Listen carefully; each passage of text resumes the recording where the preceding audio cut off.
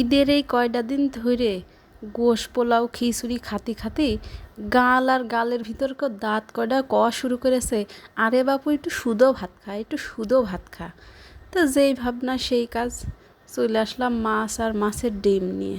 তো এইগুলো এখন আমি সুন্দর করে ভেজে নিব, একদম পরপুরে ভাজা করব, যাতে গালের ভিতরে একদম দিয়ার সাথে সাথে মর করে একদম পেটের ভিতরে চলে যায়।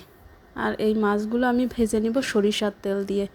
আর মাছগুলো এই পর্যায়ে একদমই ভাজা প্রায় অর্ধেক হয়ে গিয়েছে, এই যে ভাজা একদমই শেষ পর্যায়ে। আবার গেজা ওটা দেখে কেউ যেন ভয় পেন না, ঠিক আছে? কারণ এটা সরিষার তেল দিয়ে মাছ ভাজলি এরকমই হয়। আর এই পর্যায়ে আমি ডিমগুলো সুন্দর করে ভেজে নিব।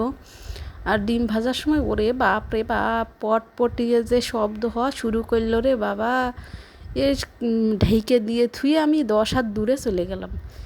তো এই পর্যায়ে আমার ভাজাগুলো একদম শেষ। দেখো কি মুখরোচক সুস্বাদু হয়েছে, সাদা ভাতের সাথে এগুলো খেতে যা দারুণ লাগবে। আর সাথে আছে গোশের ঝোল খাবো না, শুধু গোশ খাবো। তাও বাপু গোশ ছাড়বো না, মাছও খাবো গোশও খাবো, সব খাবো। তো এ পর্যায়ে আমার খাবার রেডি, এখন শুধু খাওয়ার পালা। তো আজকে টাটা, বাই বাই।